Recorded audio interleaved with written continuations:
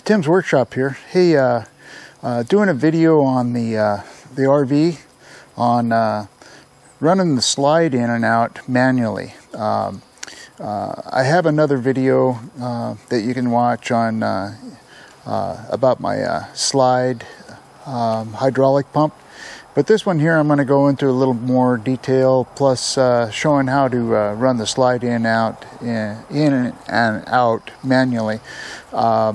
Also, there's a couple things new here.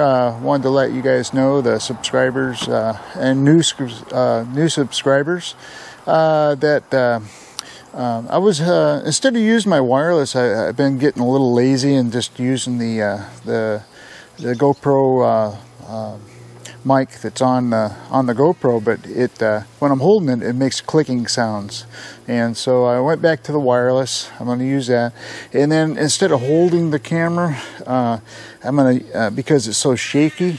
Somebody made a comment just lately that hey, he couldn't hardly tolerate watching the video because it was moving around so much, and some people get motion sickness by watching stuff like that. So to help you guys out, I'm just going to use my tripod stand that I'm using right now to do this intro. So the stand does go up to like 4 foot high, but it also goes down as low as about 2 feet. And then I have a hand clamp that I can clamp on something that will stabilize the camera too for close-up shots. All right, so hopefully this helps. If you like the video on how to use the slide out pump manually, please subscribe, leave comments, hit the notification bell, and give me a like. Thanks. So this is the hydraulic pump, and put the hoses out of the way.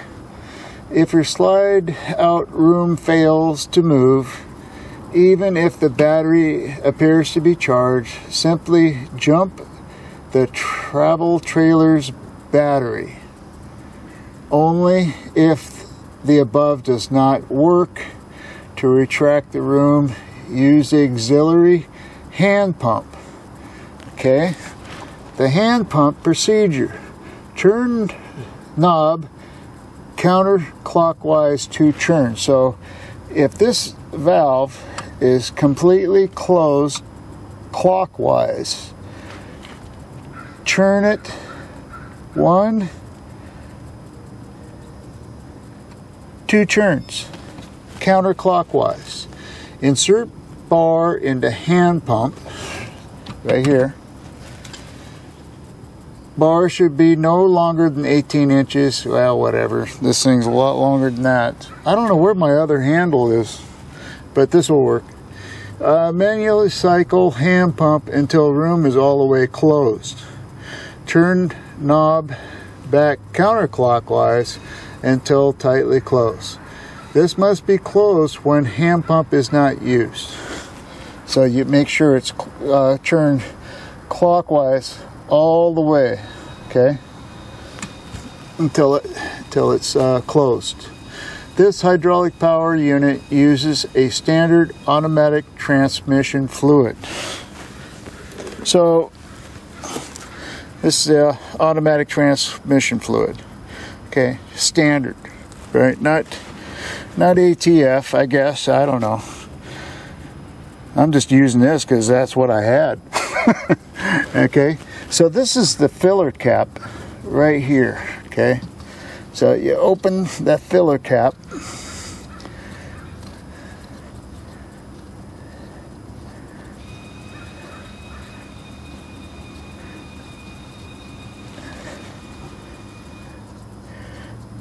A lot of threads in it, that's for sure. And it has like a little dipstick to tell you how much fluid's in it. Okay, so just like a car, in between this and that notch, there's actually 3 notches, but that's probably overfull, I don't know. But anyway, between here and here is where the level should be. Okay, if it's not, you put in some fluid.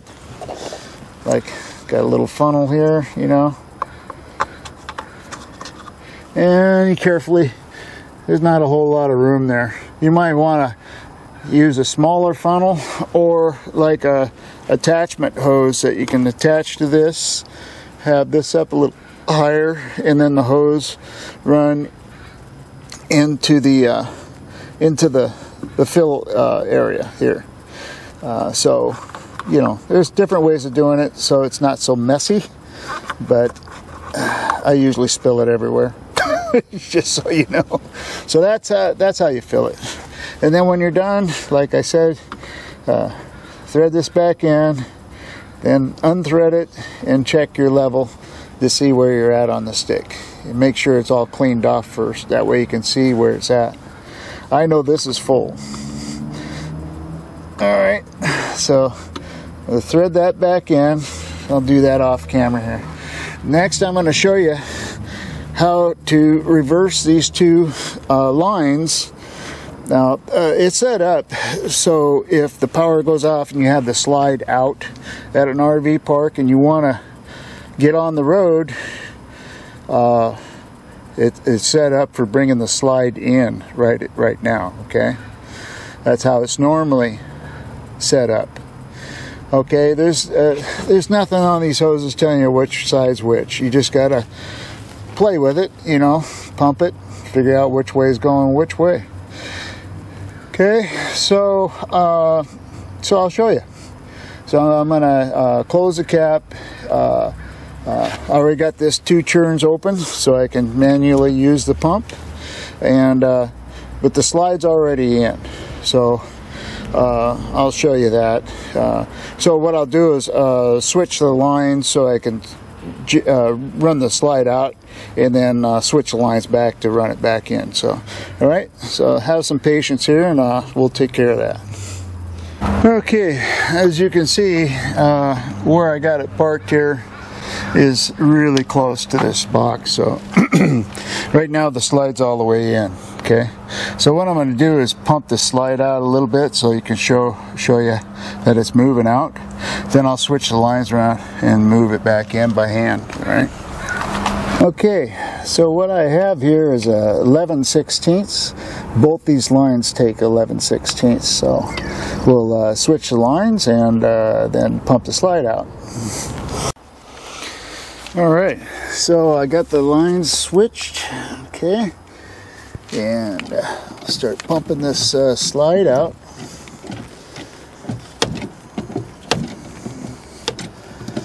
It's slow, so just so you know. And there we go. See, it's coming out. Okay, let's reverse the lines and run it back in. I got the lines reversed back the way they're supposed to be set up. Wiped her down. Wipe the hydraulic fluid. It doesn't leak that much fluid, so you don't have to top it off unless you have the cap off when you're pumping, you know, something like that. Yeah, you would lose a lot. But just out of the top of the lines, now you're just going to get some dribble, just a little bit. Okay, so I got these reversed and ready to pump the slide back in. I wouldn't go all the way yet. Just go check it now to make sure it's going the right direction.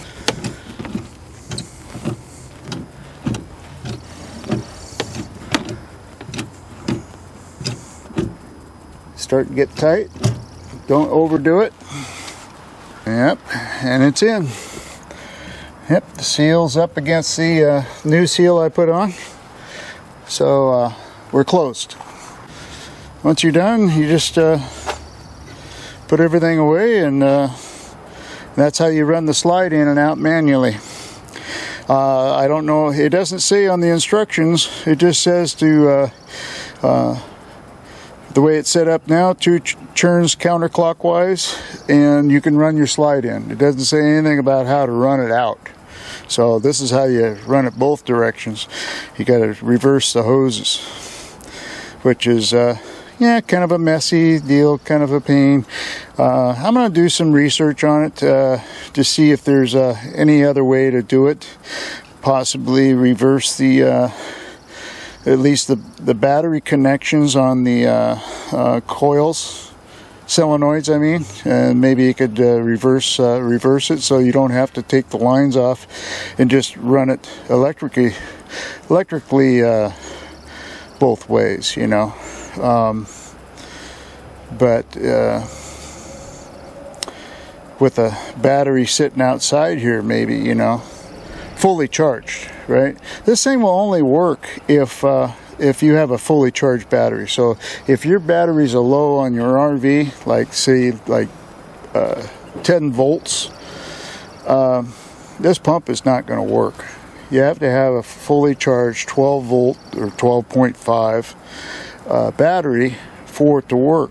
And this RV takes 2 batteries, which gets you up to 26 volts, okay?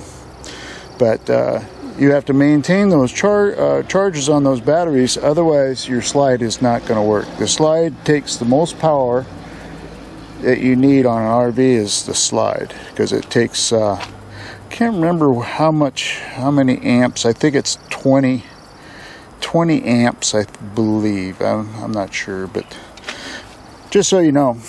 Okay, so this is the end of the video. Hopefully you enjoyed it. By the way, this is called